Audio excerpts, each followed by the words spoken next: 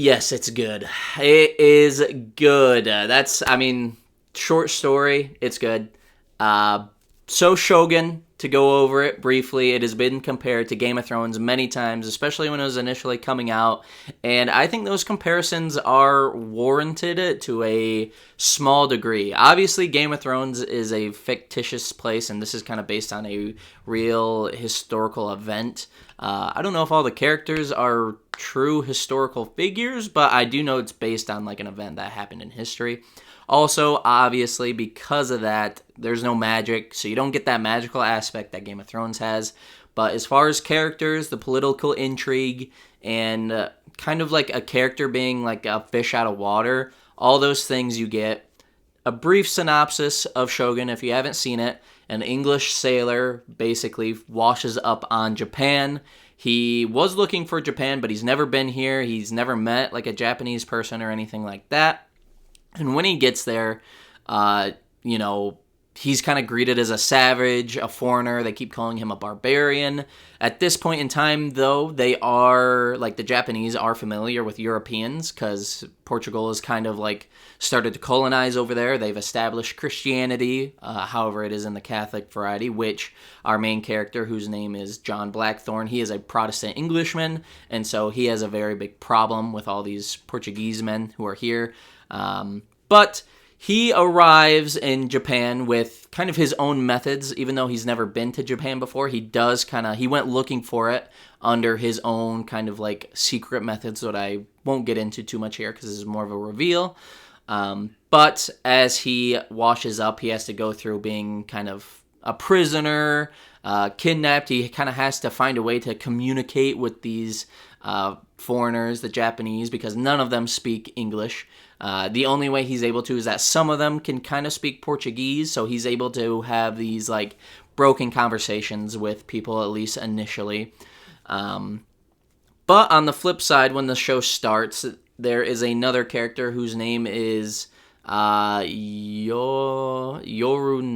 something kind of like that. I'm sure I'm butchering that horribly, but he is one of basically the regents of Japan right now. It is being ruled by 5 regents after their Taiko, kind of like their leader, died, and now it's kind of as if these are all like lords or barons or kind of like dukes. It's kind of like if the king of Westeros died, and then it was just all the lords ruling kind of together.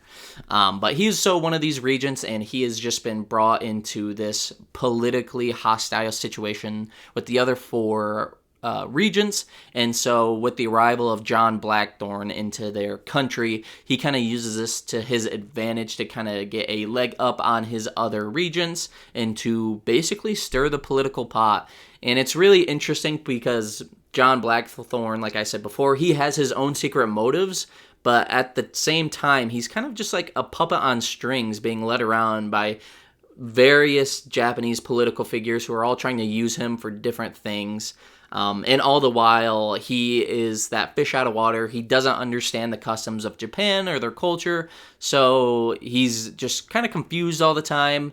But it's not in that annoying way where the characters are acting super stupid. He's like very slowly like learning and adapting to their culture and things like that. Right now, I've watched the first 4 episodes. It's a 10-episode series, so I'm about halfway through. And I just wanted to get on and talk about this halfway point. Going through, so far, I would give this series as a whole definitely an 8 out of 10. It's super close to being great.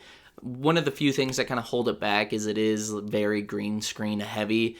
I don't think they were able to shoot on location most of the time. It is like an FX show, so it doesn't have like the biggest budget. But I think where it makes up for that, costume design, super, super good. Set design for when they are shooting on a location. I don't know where they're exactly shooting, but the sets have all been super great when they're outdoors or inside of a building. It's mainly when they're out on sea or when they're showing like a huge castle. It doesn't look super great, but that's something I can kind of forgive. Characters, super good. John Blackthorne, the Englishman, trying to get the Japanese on his side while also fighting the forces of the Portuguese that are already there. There's also this very interesting, like, I don't even know what you would call it, conflict between him as a Protestant, and some of the Japanese are Catholic, so not only is he kind of like a foreigner, but he's also like a heretic in their eyes too. So that's another very interesting perspective. And you get to actually see some of these like Japanese, like one of them, for instance, her name is Mariko. She is like the main translator between John and the other Japanese people. But she is a Japanese woman turned Catholic by the Portuguese. And it's very interesting to get kind of like the Japanese perspective on Catholicism and like Christianity as a whole. It's like a whole separate culture viewing it in like such a different light.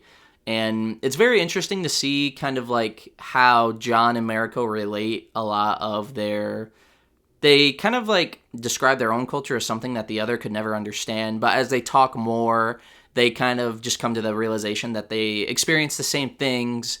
They just, use different words or emotions to these. Like, for instance, Mariko kind of talks about like the eightfold fence that she kind of like puts up to protect herself and to, that all Japanese people have to protect themselves, their emotions, and that, even though they're all super polite and friendly, like, they could have something entirely else going on inside, and that they could be like a million miles away, just like in their happy place, sort of. And later on, John Blackthorne kind of talks about the Thames River and how he used to walk it to kind of escape all his problems and kind of just clear his mind. And it's really just kind of like two sides of the same coin. They're doing the same things, kind of distancing themselves from their problems, but like they just have different words or different sayings for these things. And so they kind of grow and bond over that. But not only does it just have like strong characters, it has those strong like morally gray characters that Game of Thrones is famous for having. For one, there is a man called Yabushigi, I believe his name is. He is working with our main characters, but he's also working what it seems like for one of the other regents named Ishido, I believe. And he's kind of got this interesting like double spy thing going on. You're never quite sure whose side he's on, at least I'm not. Because he claims that he's just totally like aligned with Ishido, but he does so many things in the favor of Yarunaga. I'm sure I'm saying that wrong. But so it's so interesting to see kind of like what he's gonna do. Like, he's the initial lord who finds John Blackthorne, and they kind of have this like slow rivals to friends things building.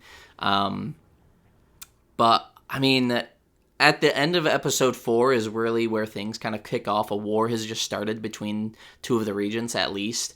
There's a lot of Portuguese intrigue going on with like kind of how they came to Japan and how they kind of colonized it. John Blackthorne is kind of revealed to the Japanese that the Portuguese, like, they consider themselves owning Japan.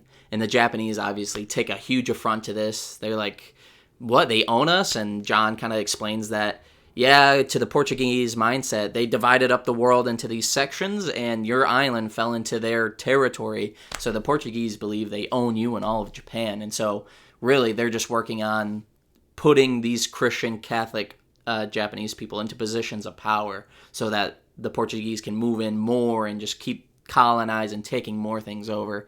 But all that's going on while the 5 regents are all fighting to kind of take control of Japan themselves at this point. I mean, there's just like not one character I think that I've come across that I haven't like found interesting, or like just one that has been like fallen flat. Like they're all great characters. There's even a consort for John Blackthorne that they give him.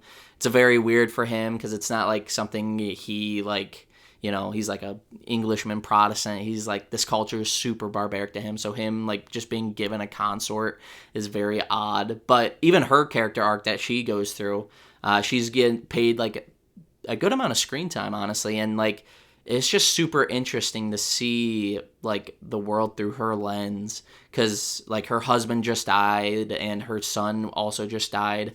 And so she still has to find a way to serve her lord. And one way that is to do right now is by being John's consort. He doesn't sleep with her or anything like that because he's very like, like, oh, I don't want anything to do with that. But just like her arc is very interesting is basically what I'm trying to say. But I've only seen the first 4 episodes, so that's as much as I can really say for right now. I think when I go over the whole show together as one, once I complete it, I'll have a lot to say. I'm probably going to take a lot of notes so I can have a more consistent line of thought. But I honestly just wanted to get on here, make this video, see what you guys thought, see if like you all loved Shogun as much as I am right now. Like, what'd you guys think of the characters, the acting? Like, the political intrigue reminds me so heavily of the first 3 seasons of Game of Thrones. It is really that good. I know that a season 2 is coming out in 2027, apparently. So now that I'm watching the show for the first time, I'm interested in that. But yeah, I mean, just let me know what you guys think. If you think this is maybe even better than Game of Thrones, I don't know. I mean, yeah, so that's about it. Peace.